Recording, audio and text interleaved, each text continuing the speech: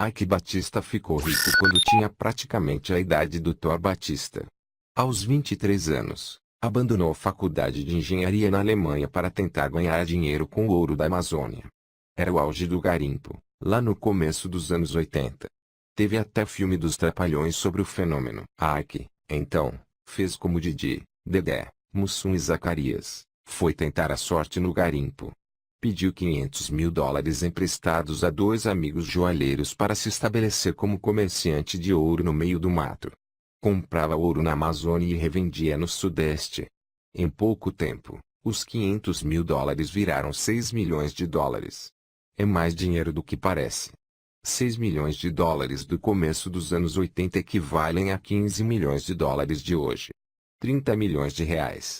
Não tinha nem 25 anos e já estava com quase tanto dinheiro quanto Renato Aragão. Em vez de torrar esses milhões vivendo a melhor juventude que o dinheiro pudesse comprar, Ike fez o que parecia menos sensato. Gastou tudo em máquinas que faziam extração mecânica de ouro.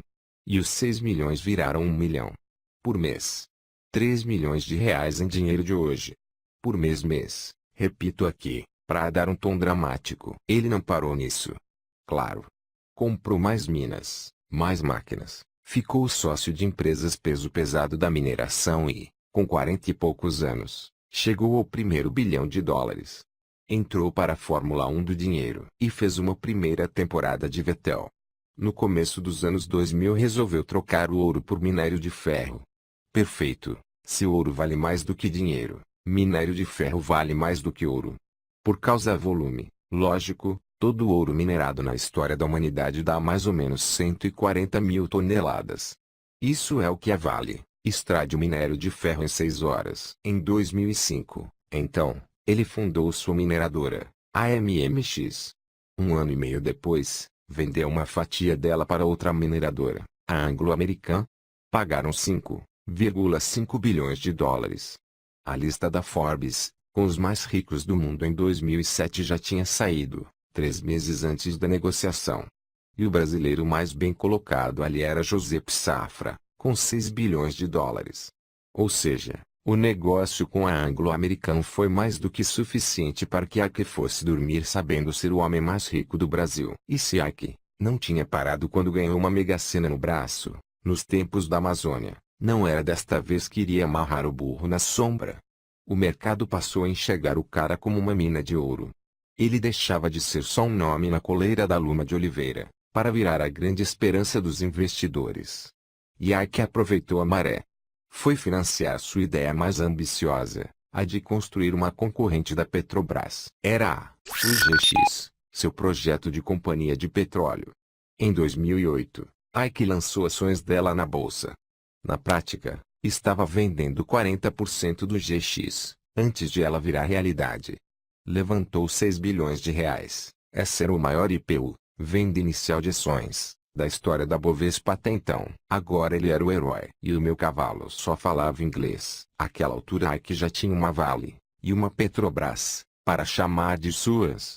Ainda que a MMX fosse bem menor que a Vale, e a UGX, ainda não tivesse saído do PowerPoint, já era algo que ninguém na história do país tinha conseguido. Mas isso era só um pedaço do que ele tinha em mente.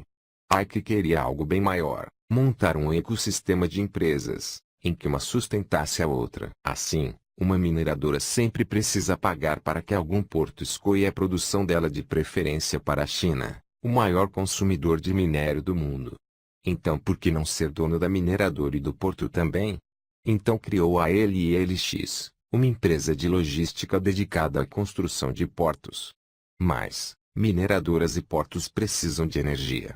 E pagam caro por isso. Então valia a pena ser dono da companhia de energia também. E que já tinha uma empresa de termoelétricas desde 2001, a MPX. Agora, então, a MPX faria as usinas que alimentariam as minas da MMX, os portos da LLX e as instalações da UGX. A própria MPX seria também alimentada por outra empresa de Ike, a CCX, uma companhia de mineração de carvão, dedicada a fornecer combustível para suas termoelétricas. A UGX precisava de um fornecedor de equipamentos de perfuração e de plataformas marítimas. Quem fabricaria tudo isso para Ike? Ike mesmo, ué. Então ele fundou a OSX, um estaleiro sob medida para alimentar as necessidades da UGX e onde instalar a OSX? No porto da LLX. Porto que, de quebra, também pode estocar petróleo da UGX. No papel, a ideia é irresistível, uma companhia ajudando a outra, num círculo virtuoso sem fim. O mercado gostou. E cada uma dessas empresas teve seu IPO, bilionário, o que levaria a Ike aos seus 34 bilhões de dólares e a sétima posição na lista da Forbes em 2012. Só tem um problema. Os mesmos elementos que moldam um círculo virtuoso também podem trazer um círculo vicioso. Foi o que aconteceu. A UGX saiu do papel produzindo só 25% do que a própria empresa esperava. Nisso, a OSX enfraqueceu também. A petroleira de Ike tem encomendas no valor de 800 milhões de dólares com o estaleiro de Ike. Se a UGX vende pouco petróleo, pode não ter como pagar a OSX. Sem essas duas funcionando a contento, a viabilidade da LLX fica em dúvida, já que o estaleiro e a petroleira são clientes do porto.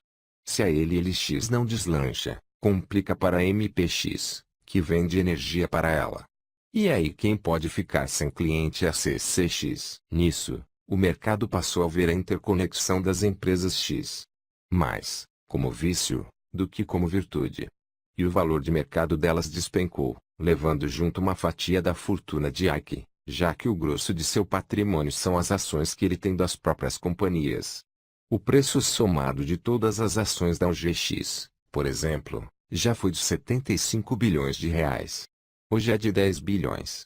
Aqui vai quanto? Cada uma caiu até fevereiro de 2013. O GX, petróleo, menos 86%, de 75 bilhões de reais, outubro 2010, para 10 bilhões de reais. O SX, estaleiro, menos 77%, de 9,4 bilhões de reais, março 2010, para 2,1 bilhões de reais. LLX, Porto, menos 75%, de 5,8 bilhões de reais abril 2011, para 1,4 bilhão de reais. MPX, Energia, menos 28%, de 8,5 bilhões de reais, maio 2012, para 6,1 bilhões de reais. CCX, Minas de Carvão, menos 51%, de 1,4 bilhões de reais, maio 2012,